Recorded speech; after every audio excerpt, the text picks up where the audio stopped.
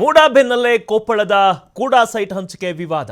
ಲಕ್ಷಾಂತರ ಮೌಲ್ಯದ ನಿವೇಶನಗಳು ಪ್ರಭಾವಿಗಳ ಪಾಲಾಗಿದ ಆರೋಪ ಕೇಳಿ ಬರ್ತಾ ಇದೆ.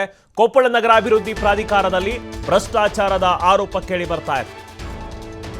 ಮೂಡಾಬೆನ್ನಲ್ಲೇ ಕೊಪ್ಪಳದ ಕೂಡಾ ಸೈಟ್ ಹಂಚಿಕೆ ವಿವಾದ. ಲಕ್ಷಾಂತರ ಮೌಲ್ಯದ ನಿವೇಶನಗಳು ಪ್ರಭಾವಿಗಳ ಪಾಲು.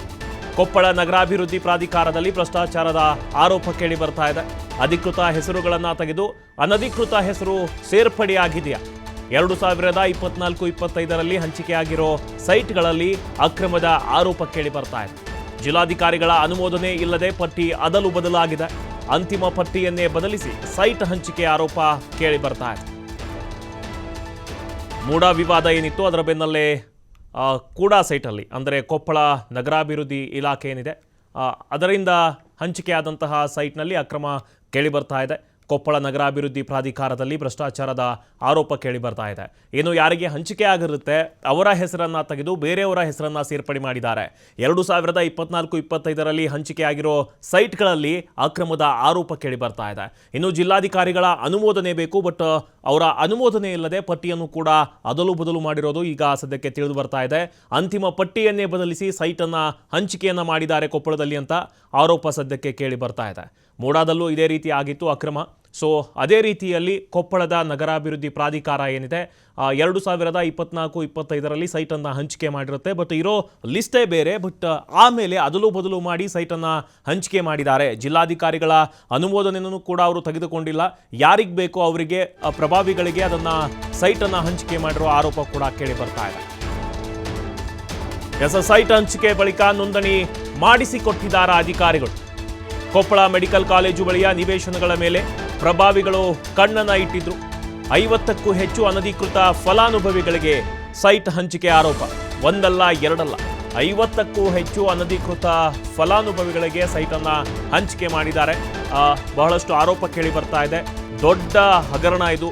40ರಿಂದ ಅಂದರೆ 50ಕ್ಕೂ ಹೆಚ್ಚು ಅನಧಿಕೃತ ಫಲಾನುಭವಿಗಳಿಗೆ ಸೈಟನ್ನು ಹಂಚಿಕೆ ಮಾಡ್ತಾರೆ ಅಂತಂದರೆ ಫುಲ್ ಗೋಲ್ಮಾಲ್ ಆಗಿದೆ. ಮಾಜಿ ನಗರಸಭೆ ಸದಸ್ಯರ ಕುಟುಂಬಸ್ಥರಿಗೆ ಸೈಟ್ ಹಂಚಿಕೆ ಆಯ್ತಾ? ರಾಜಕಾರಣಿಗಳ ಕುಟುಂಬಸ್ಥರಿಗೂ ಸೈಟ್ ಹಂಚಿಕೆ ಆರೋಪ ಕೂಡ ಕೇಳಿ ಬರ್ತಾ ಇದೆ. ಅದರಲ್ಲಿ ಸುಮಾರು 8 ಕೋಟಿ ಚಿಲ್ಲರ ಇವತ್ತು ರವೀಂದ್ರ ಕುಮಾರ್ ಅಕೌಂಟ್ಗೆ, ಅನಿಲ್ ಕುಮಾರ್ ಅಕೌಂಟ್ಗೆ, ಅವರು ಕುಟುಂಬ ಮಿಸ್ಸಸ್ ಅವ್ರ ಅಕೌಂಟ್ಗೆ, ಕೆಲವು ಬೇರೆ ಬೇರೆ ಅಕೌಂಟ್ಗೆ ಜಮಾ ಆಗಿರ್ತಕ್ಕಂಥದ್ದು ನಮಗೆ ಮೊದಲೇ ಕ್ರಿಮಿನಲ್ ರಿಪೋರ್ಟಲ್ಲಿ ಬಂದಿದೆ. ಮತ್ತು ಇನ್ನೂ ಒಂದು ಕಮಿಟಿ ಮಾಡಿ ಇನ್ವೆಸ್ಟಿಗೇಷನ್ ಕೂಡ ನಡೀತಾ ಇದೆ. ಅದು ಪೂರ್ತಿ ಇನ್ವೆಸ್ಟಿಗೇಷನ್ ಆದಮೇಲೆ ಸಂಪೂರ್ಣ ಅಂಕಿ ಸಂಖ್ಯೆ ನಮಗೆ ಸಿಗ್ತದೆ. ತದನಂತರ ಅದನ್ನು ಕೊಡ್ತೀವಿ. ಅದ್ರ ಜೊತೆಗೆ ಈಗಾಗಲೇ ನಮಗೆ ಗೊತ್ತಾದ ತಕ್ಷಣ ನಾವು ಅವನ ಮೇಲೆ FIR ಮಾಡಿದ್ದೀವಿ. ಇವತ್ತು FIR ಮಾಡಿ ಅವನು ಆದಷ್ಟು ಬೇಗ ಹಿಡಿಬೇಕು ಅವನ್ನ ಅಂಥೇಳಿ SP ಅವ್ರಿಗೂ ಕೂಡ ಮನವಿ ಮಾಡಿದ್ದೀವಿ. ಮತ್ತು ನಮ್ಮ ಕಮಿಷನರವರು ಕೂಡ ಜಿಲ್ಲಾಧಿಕಾರಿ ಗಮನಕ್ಕೆ ತಂದಿದ್ದಾರೆ. ಮತ್ತು ನಮ್ಮ ಬೆಂಗಳೂರು ಕಮಿಷನರ್ ಕೂಡ ನಾವು ಇಲ್ಲಿ ಆಗಿರ್ತಕ್ಕಂಥ ಘಟನೆ ಬಗ್ಗೆ ಸಂಪೂರ್ಣವಾದ ವರದಿಯನ್ನು ಕೂಡ ಕೊಟ್ಟಿದ್ದೇವೆ. ಯಾವ ರೀತಿ ಆಗಿತ್ತು ಅದೇ ರೀತಿ ಕೂಡ ಕೊಪ್ಪಳ ನಗರಾಭಿವೃದ್ಧಿ ಪ್ರಾಧಿಕಾರ ಅಂದರೆ ಕೂಡಾದಲ್ಲಿ ಕೂಡ ಇದೀಗ ನಿವೇಶನ ಹಂಚಿಕೆಯಲ್ಲಿ ಬಹುದೊಡ್ಡ ಭ್ರಷ್ಟಾಚಾರ ಮತ್ತು ಹಗರಣ ಆಗಿದೆ ಅಂತೇಳಿ ಇದೀಗ ಸ್ವತಃ ದಾಖಲೆಯ ಮೂಲಕ ಪ್ರಾಥಮಿಕವಾಗಿ ತಿಳಿದು ಬಂದಿರುವಂಥದ್ದು. ಮೈಸೂರಿನಲ್ಲಿ ಏನಂತಂದರೆ ಏನು ಮೂಢ ಹಗರಣ ಆಗಿತ್ತು ಸೈಟ್ ಹಂಚಿಕೆ ವಿಚಾರವಾಗಿ, ಅದೇ ರೀತಿ ಕೂಡ ಕೊಪ್ಪಳದಲ್ಲಿ ಕೂಡ ಇವತ್ತು ಏನು ಲಕ್ಷಾಂತರ ಬೆಲೆ ಬಾಳುವಂಥ ಸೈಟ್ ಹಂಚಿಕೆಯಲ್ಲಿ ಭಾಳಷ್ಟು ಲೋಪವಾಗಿರೋದು ಮತ್ತು ಆ ಭ್ರಷ್ಟಾಚಾರ ಆಗಿದೆ ಅಂತೇಳಿ ಮಾಹಿತಿ ಸಿಕ್ಕರು. ನಾವು ಇದೀಗ ಏನಂತಂದರೆ ಕೊಪ್ಪಳದ ನಗರಾಭಿವೃದ್ಧಿ ಪ್ರಾಧಿಕಾರದ ವತಿಯಿಂದ ನಿವೇಶನವನ್ನು ಇಲ್ಲಿ ಮಾಡಲಾಗಿತ್ತು. ನಾವು ದೃಶ್ಯದಲ್ಲಿ ನೋಡ್ತಾ ಇರ್ಬೋದು.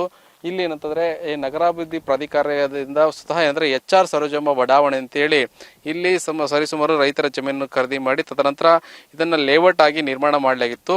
ಲೇಔಟ್ ನಿರ್ಮಾಣ ಮಾಡೋ ಸಂದರ್ಭದಲ್ಲಿ ಫಲಾನುಭವಿಗಳಿಗೆ ಸೈಟ್ ಹಂಚಿಕೆ ವಿಚಾರವಾಗಿ ಅರ್ಜಿಯನ್ನು ಕರೆಯಲಾಗಿತ್ತು. ಇಂಥ ಸಂದರ್ಭದಲ್ಲಿ ಅರ್ಜಿಯನ್ನು ಕರೆದಾಗ ಸಂದರ್ಭದಲ್ಲಿ ಸಾವಿರಾರು ಜನರು ಮತ್ತು ಫಲಾನುಭವಿಗಳು ಅರ್ಜಿಯನ್ನು ಸಲ್ಲಿಸಿದ್ರು. ನಮಗೆ ನಿವೇಶನ ಸಿಗುತ್ತದೆ. ಯಾಕಂತಂದರೆ ನಾವು ದೃಶ್ಯಗಳು ನೋಡ್ತಾ ಇದ್ವು, ಅಲ್ಲಿ ಮೆಡಿಕಲ್ ಕಾಲೇಜ್ ಇರುವಂಥದ್ದು. ಮೆಡಿಕಲ್ ಕಾಲೇಜಿನ ಪಕ್ಕದಲ್ಲಿ ಇದೀಗ ಏನಂತಂದರೆ ನಗರಾಭಿವೃದ್ಧಿ ಪ್ರಾಧಿಕಾರದಿಂದ ನಿವೇಶನವನ್ನು ರೆಡಿ ಮಾಡಿ ಮತ್ತು ಅವರು ಫಲಾನುಭವಿಗಳಿಗೆ ಹಂಚಿಕೆ ಮಾಡೋ ನಿಟ್ಟಿನಲ್ಲಿ ಆಗಿರೋ ಅಂದರೆ ಈ ಮೆಡಿಕಲ್ ಕಾಲೇಜ್ ಪಕ್ಕದಲ್ಲಿ ಅಂದರೆ ಇದು ಇದೀಗ ಏನಂದರೆ ಲಕ್ಷಾಂತರ ರೂಪಾಯಿ ಬೆಲೆ ಬಾಳುವಂಥ ನಿವೇಶನ ಅಂತ ಹೇಳ್ಬೋದು. ಆ ಕಾರಣಕ್ಕಾಗಿ ಸರಿಸುಮಾರು 20x30 ಅಂದರೆ 20-30, ಅದರ ಜೊತೆಗೆ 40x60 ಈ ಅಳತೆಯಲ್ಲಿ ಇವತ್ತು ನಿವೇಶನವನ್ನು ಮಾಡಿ ಫಲಾನುಭವಿಗಳಿಗೆ ಒಂದು ಏನಂದರೆ ಸರ್ಕಾರದಿಂದ ಪ್ರಾಧಿಕಾರದ ನಿಗದಿಪಡಿಸಿದಂಥ ಹಣವನ್ನು ಫಲಾನುಭವಿಗಳ ಆಯ್ಕೆಯಾದಂಥ ಫಲಾನುಭವಿಗಳಿಂದ ಪಡೆದು ಅವನ್ನ ಹಂಚಿಕೆ ಮಾಡುವಂಥ ನಿಯಮ ಇರುತ್ತೆ. ಆದರೆ ಇಲ್ಲೇನಾಗಿರುತ್ತೆ, ಫಲಾನುಭವಿಗಳ ಸಂದರ್ಭದಲ್ಲಿ ಅಂದರೆ ಫಲಾನುಭವಿ ಅರ್ಜಿ ಸಲ್ಲಿಸಿರ್ತಾರೆ, ಆ ಸಂದರ್ಭದಲ್ಲಿ ಫಲಾನುಭವಿಗಳ ಪಟ್ಟಿಯನ್ನು ಅಂದರೆ ಡ್ರಾ ಮೂಲಕ ಅವ್ರನ್ನ ಆಯ್ಕೆ ಮಾಡುವಂಥ ಪ್ರಕ್ರಿಯೆ ಏನಾಗಿರುತ್ತೆ. ಇಂಥ ಸರಿಸುಮಾರು 115ಕ್ಕಿಂತ ಹೆಚ್ಚು ಫಲಾನುಭವಿಗಳನ್ನು ಆಯ್ಕೆ ಮಾಡಲಾಗುತ್ತೆ. ಆಯ್ಕೆ ಮಾಡಿದ ಫಲಾನುಭವಿಗಳನ್ನು ಬಿಟ್ಟು ಇದೀಗ ಏನಂತಂದರೆ ನಗರಾಭಿವೃದ್ಧಿ ಪ್ರಾಧಿಕಾರದ ಅಧಿಕಾರಿಗಳು ಕೆಲವೊಂದಿಷ್ಟು ಏನಂದರೆ ಈಗ ರವೀಂದ್ರ ಕುಮಾರ್ ಅಂತಿದ್ದಾನೆ, ಗುತ್ತಿಗೆಯ ನೌಕರ, ಆತವು ಸೇರಿದಂತೆ ಕೆಲವೊಂದಿಷ್ಟು ಅಧಿಕಾರಿಗಳು ಮತ್ತು ಅದ್ರ ಜೊತೆಗೆ ಕೆಲವೊಂದಿಷ್ಟು ರಾಜಕಾರಣಿಗಳ ಪ್ರಭಾವ ಬಳಸಿ ಫಲಾನುಭವಿಗಳನ್ನು ಬಿಟ್ಟು ಬೇರೆಯವರಿಗೆ ಏನಾದರೂ ಸೈಟನ್ನು ಕ್ರಯ ಮೂಲಕ ಅದ್ರ ಜೊತೆಗೆ ಗುತ್ತಿಗೆ ಮೂಲಕ ಮಾರಾಟ ಮಾಡಿದ್ದಾರೆ ಅಂತೇಳಿ ಇದೀಗ ಸರಿಸುಮಾರು ಪ್ರಾಥಮಿಕವಾಗಿ ದಾಖಲೆ ಮೂಲಕ ಸಿಗ್ತದೆ. ಸರಿಸುಮಾರು 115ಕ್ಕಿಂತ ಹೆಚ್ಚು ನಿವೇಶನದಲ್ಲಿ ಬರೋಬ್ಬರಿ 60ಕ್ಕಿಂತ ಹೆಚ್ಚು ನಿವೇಶನಗಳು ಕೆಲವೊಂದಿಷ್ಟು ಏನಂದರೆ ಅನಧಿಕೃತವಾಗಿ ಬೇರೆಯವರಿಗೆ ಹಂಚಿಕೆ ಆಗಿದೆ ಅಂತೇಳಿ ಪ್ರಾಥಮಿಕ ದಾಖಲೆಗಳ ಮೂಲಕ ದಾಖಲೆಗಳು ಸಿಕ್ಕಂತು TV5ಗೆ ಇವತ್ತು ಎಕ್ಸ್ಕ್ಲೂಸಿವ್ ಆಗಿ ಆ ದಾಖಲೆಗಳು ಸಿಕ್ಕಿರುವಂಥದ್ದು.